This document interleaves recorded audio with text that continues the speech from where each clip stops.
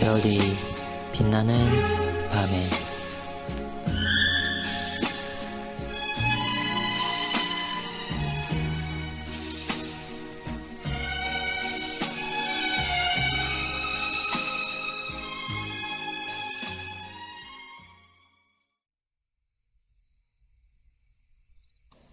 (87문은) 204일차를 참고해 주시기 바랍니다. 신약 성경의 부활을 뜻하는 헬라어는 아나스타시스 외에 몇 가지가 더 사용되었습니다.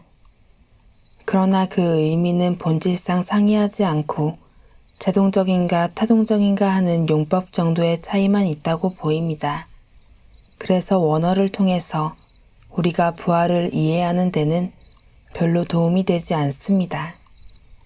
그러나 이러한 용어가 있다는 것은 부활이란 개념이 이미 있었다는 뜻이고, 이러한 사상은 신약시대에 비로소 나타난 것이 아니라 이방세계의 철학자들에게도 오래전부터 있어왔던 것인데, 이는 고대 세계가 종교성을 기반으로 하는 사회였고 모든 삶의 근간을 거기서부터 추론해왔기 때문에 세계 어느 지역을 가더라도 사후세계에 대한 전설 또는 환생이나 부활과 같은 신화들이 존재하는 이유이기도 합니다.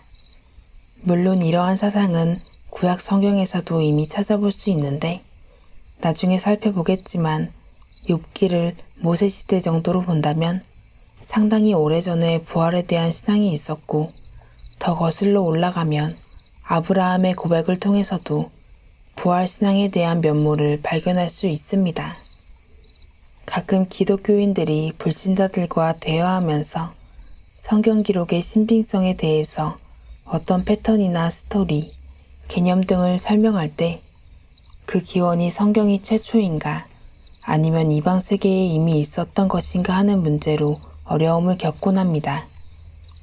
그러나 구별해야 할 점은 기원을 성경에 둔다고 해서 성경으로서의 가치가 더 높아진다거나 그렇지 않을 때 더 낮아질 수 있다고 생각할 필요가 없습니다. 물론 어떤 사안과 관련해서는 그런 측면이 있습니다.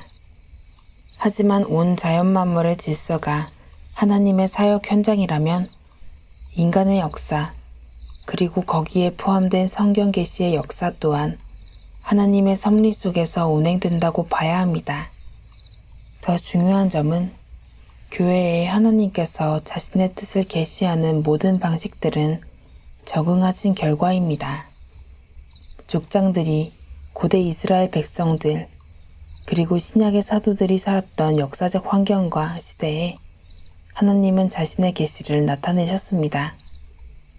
그들의 경험, 언어, 풍습, 경향들을 통해서 은혜가 자연 질서를 무시하는 형태가 아니라 새롭게 하고 오류와 한계로부터 그의 뜻이 왜곡되지 않고 잘 드러내도록 역사하신 것입니다.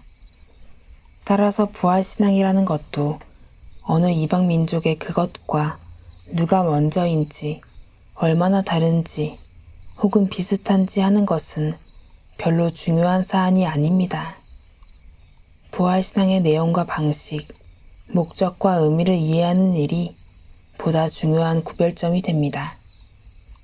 요한복음 5장에서 그리스도는 아버지께서 죽은 자들을 일으켜 살리심같이 아들도 자기가 원하는 자들을 살리느니라고 하신 말씀을 통해서 당시 유대인들이 이미 선지서들을 통해서 알고 있었던 구약의 부활에 대한 사례들을 상기시키면서 성부와 자신과의 동등성을 말씀하신 것과 더불어 당신의 사역이 더 포괄적인 의미를 담고 있으며 확대될 것을 암시하고 있습니다. 이러한 맥락은 25절에 가서 진실로 진실로 너희에게 이르노니 죽은 자들이 하나님의 아들의 음성을 들을 때가 오나니 곧 이때라. 듣는 자는 살아나리라 라고 함으로써 죽은 자들이 살아난다는 의미가 중의적으로 사용되고 있습니다. 즉 복음 진리를 듣고 죽은 자들, 영적으로 죽어있던 자들이 중생의 역사로 다시 살아난다는 의미도 있는데, 그것은 그리스도께서 자신이 행하실 구속의 사역을 통해서 이루실 일입니다. 그런데 그 일이 그때만 성취되는 성격이 아니라 28절로 가면 이를 놀랍게 여기지 말라. 무덤 속에 있는 자가 다 그의 음성을 들을 때가 오나니라고. 마지막 날에 실제로 육체적 죽음의 권세 아래 놓인 자들이 모두 무덤에서 부활하게 되리란 말씀을 주셨습니다. 그리고 그 부활이 생명의 부활과 심판의 부활이 있으리라고 하신 것입니다. 이러한 주님의 해석은 구약의 기록들 가운데 부활이라는 특별한 사건들을 우리가 어떻게 바라보아야 하는지 잘 알려주고 있습니다.